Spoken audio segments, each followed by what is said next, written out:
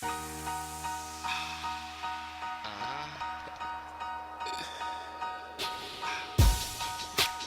turn up, turn up, hell yeah, hell yeah. My mouth is a weapon. I ain't scared of nothing. All right, y'all, let's talk about Empire. So, at the beginning of this episode, we see Lucius, and he's there directing the band, trying to get the music together for the ASO Awards. So, Cookie gets there, and she asks Lucius when is the last time that he's even been home. And we find out that Lucius is basically avoiding being home because his mom is there. In the next scene, we have Cookie and Carol. And Carol tells Cookie about Tariq. And it automatically makes Cookie suspicious because Cookie knows that he's the police. And she also suspects that he's probably a Fed now. Jamal and Frida are letting D Major hear the song that they're working on together. And D Major loves the song and he loves the chemistry that Frida and Jamal have together. And so when Frida leaves, D Major tells Jamal that he thinks that he should drop Cookie and let him produce his next album. And Jamal is like, no, I'm not doing that. I'm not going to drop my mom. We have a good chemistry. She understands where I'm coming from. We work really well together. And I thought that was so strange. Like, D Major, why would you think he would drop his mom just because y'all are together? Like, and you're not even really together for real. I mean, y'all are together in private, but never in public. You know what I mean? So I thought that was crazy that he even asked Jamal to drop Cookie. Why would he do that? So back at Lucius's house, Lucius' mom is harassing the help as usual, and Andre gets there to visit her, and she tells Andre that she wants to go to the ASO Awards. So he told her that he would try his best to, talk to Lucius to try to get her in there. Rhonda and Anika have a talk while Rhonda is working at Empire. And Anika is basically like, girl, where you been? I've been calling and you ain't called me back. What's up? And so Rhonda tells her, she's been busy or whatever. And so then Rhonda brings up the night that she got pushed down the stairs. And she said, I remember, you came by earlier that day, right? And Anika was like, yeah, whatever. And she said, those shoes you have on, with the red bottoms, they were cute, they were flat, they can go from day to night. Did you have them on that night when we saw each other? And Anika was like, did we see each other that night? And Rhonda was like, did we? You know, I still feel like Anika did push Rhonda down the stairs, but the way that Anika is playing it, she's playing it so good. Like, you would really think she didn't even know what Rhonda was talking about. I mean, she's playing it off real good. If she did, in fact, do it, she is really playing it off good because she looks so shocked and so like, okay, what are you talking about? So it makes me wonder, did Anika really do it? I don't know. I'm confused. Hakeem and Laura are planning their wedding and they get to talking about her career. And Hakeem apologizes to her because things aren't going exactly the way that she anticipated it going, or him. Because he's not the CEO anymore, because the tour is over, a lot of things didn't get to happen that Hakeem wanted to happen for Laura's career. And they both know that she's not as hot as they wanted her to be. And so for now, she said that she would just be happy marrying him. That was her number one priority. If the music didn't take off the way she wanted it to, then being married to him would be fine for now. She wasn't going to try to stress it too much. Carol and Tariq were supposed to meet up at Leviticus. And before Carol got there, Cookie shows up and she talks to Tariq and she basically tells him, look, I know that you probably are still the police, so don't be trying to, get no information out of Carol. Just calm down. And he basically told Cookie, I can't even understand why you even fooling with Lucius because didn't he kill Bunky? And I don't even think he asked her. I think he told her. I think he said, he killed Bunky, but you still fooling with him. Like, I don't even understand how that's even happening, you know.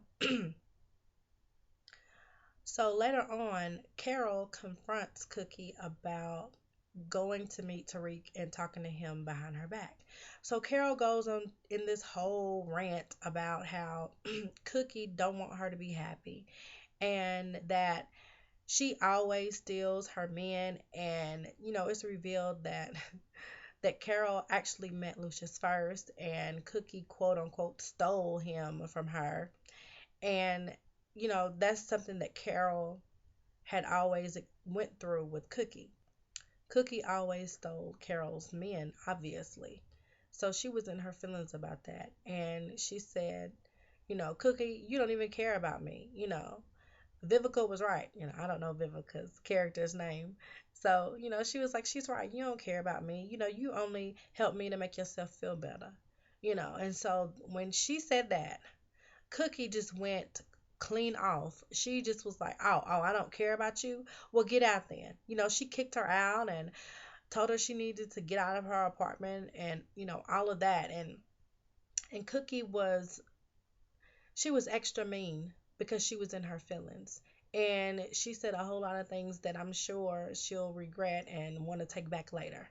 But I understand why Cookie got so upset because she has done a lot for Carol to basically get her off of drugs, give her somewhere to stay, give her a job, make sure she's okay, make sure that her kids are, with Vivica and they okay and they good, So it's not like Cookie doesn't care about her.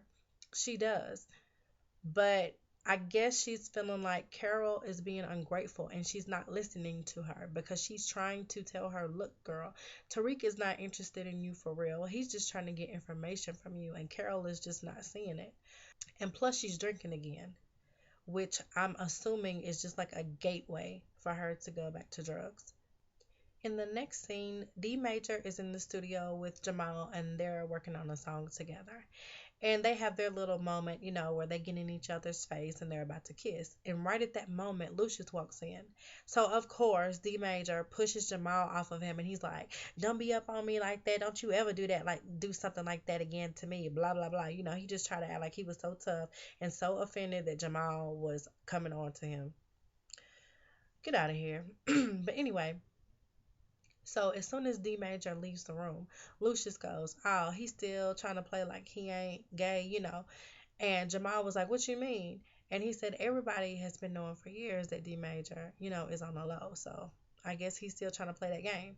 And then Lucius got mad and he was like, how could you let him, run you like that? And Jamal was like, what you mean? I could be running him, you know? And Lucius was like, nah, I'm sure he's probably running you. And you got me looking crazy up in here because you my son. And he's treating you just like he treat all them other little playthings that he be having. And he went off on Jamal once again. And he was like, I'm trying to tolerate something that's intolerable to me, and you keep disrespecting me, and you keep, throwing your lifestyle in my face, blah, blah, blah. And he's just really going hard and going in on Jamal. And Jamal basically shoots back at him and he's like, what you mean? He was like, you 40 years old and your mama still makes you cry. What are you talking about? And Jamal told him, don't be a sissy, put it in your music. And that just sent Lucius over the edge. And Lucius grabbed him by his throat and, he was choking him. And he told Jamal, the day you die from AIDS, I'ma celebrate.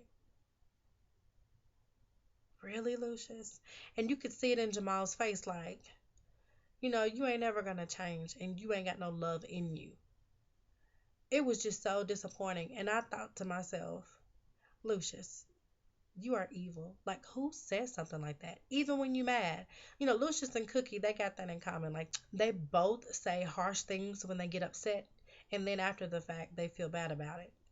And I guess that's true about most people, but I hate people that do that. It's like, even though you're mad, you can still control it. Like, if you grown and you're a mature individual, even if you get upset, there are some things you just will not say. some things you need to keep in your head and don't say it out loud, because once you say it out loud, you can never take it back, you know. And so I thought it was very vicious that he said that to him. Like, how hard you got to go on Jamal just because he's gay? Like, I understand that Lucius don't agree with it or whatever, but I mean, he is just, his words drip with venom when he talks to Jamal, and I don't like that. So after all of that happens, Jamal finds Cookie and he's trying to tell her, what happened between him and Lucius. And once again, Cookie is ignoring him and basically saying, just get over this, your father. Sometimes he says stupid stuff. You just gotta look over it and keep it pushing, which I think is crazy because Lucius, it's crazy because I don't understand why Cookie feels like the boys always have to just forgive Lucius for what he does.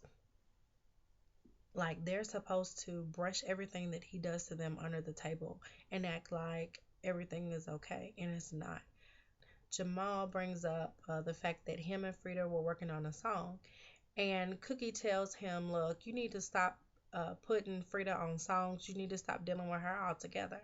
And he's like, why? I don't understand it. So Cookie tells him the story about her, Lucius, and Frank Gathers and how all of that transpired, all the way down to Lucius having Frank killed. And once again, Jamal is caught in the middle of some mess that his parents created.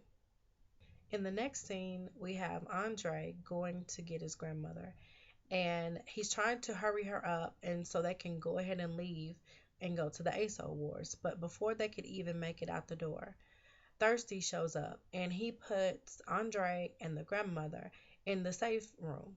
And now they're stuck and they can't get out. In the next scene, Lucius asks Cookie to go with him to the ASO Awards. And y'all,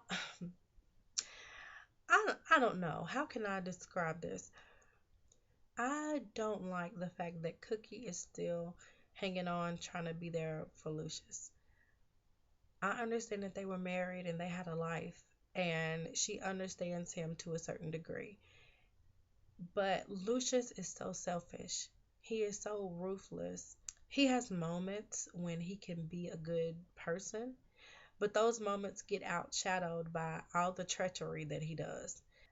And I don't understand how she can still have these romantic feelings towards him when she knows how he treats their kids. She knows how he has treated her in the past. And she knows what kind of businessman he is. I mean, just all this dirty, grimy stuff that he does. And yet she still pines for him. I don't get it. I don't understand it. Like, leave Lucius alone, girl. Cookie. Come on, girl.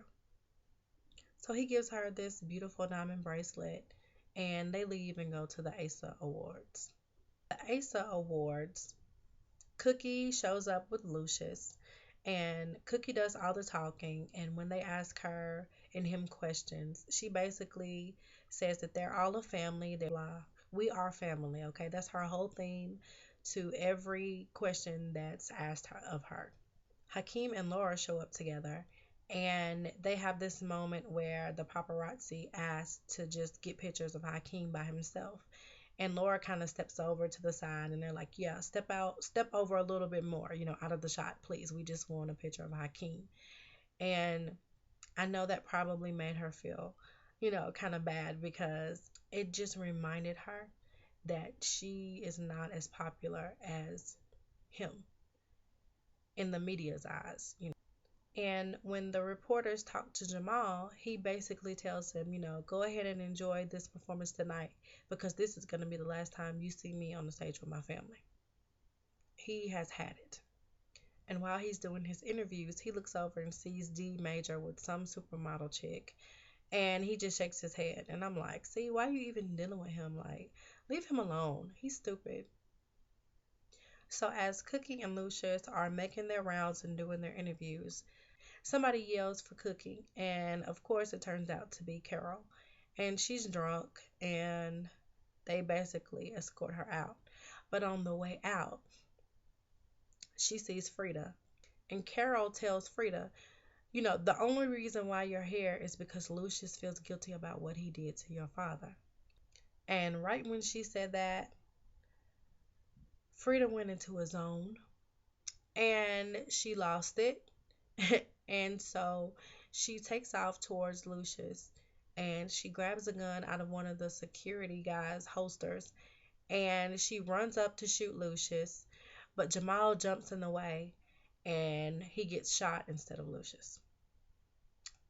So they rush Jamal to the hospital and he's bleeding out a lot. And it's on the news what happened. So Andre and the grandmother, they see what's going on. And they bang on the door to get Thirsty's attention so that he can let them out. So eventually Thirsty wakes up, and he hears them banging on the door and he sees what's going on. So he lets them out so they can go to the hospital. This whole time, while they're at the hospital, Cookie is being extra mean to Lucius and she keeps saying, like it's his fault. But really it's not Lucius's fault. Okay, it's partly his fault, but not completely. I feel like Cookie is forgetting the fact that the whole reason why that they even had beef with Frank Gathers is because, she snitched on him. So due to her snitching, um, Frank Gathers was gonna get back at her, because of what she did. And so that's when she told Lucius what was going on, and Lucius handled it. So it's just as much her fault as it is his. So now that Jamal has basically saved his life, Lucius feels guilty about all the things that he said to Jamal. And he should feel bad. Anyway, then they show Tariq. And of course, he's still with the FBI. And he is going to question Anika and try to get some information out of her about Lucius and the Lion family. I don't know how this gonna go. A part of me feels like Anika's not going to say too much because she doesn't want to jeopardize what she has going on with the Lion family right now. She's getting ready to have the baby and all of that. So I'm not sure if she's really gonna give him anything. So all while the whole family is in the hospital, worried about Jamal, the grandmother takes it upon herself to go outside, and the reporters like swarm her, and they asked if she's part of the family, and she's like, yes, I'm part of the family. And they asked her if she has anything to say, and then it cuts off, so we won't know what she's gonna say until the next episode. But I just have a feeling that she's going to say who she is, and she's gonna blow up Lucius's spot and probably try to kill him in the midst of all of that. I don't know. She's not just a simple little sweet old lady. This lady has motives. She cannot stand Lucius. She done called him a liar or a bold-faced lie. Like she just, she's pissed at him.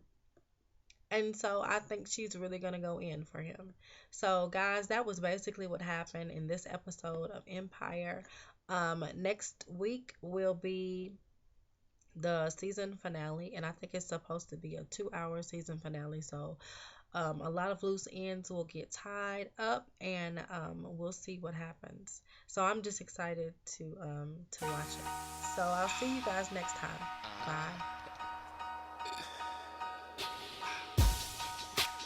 Turn down, turn up, turn up, hell yeah. My mouth is a weapon. I ain't scared of nothing. They say he's so reckless.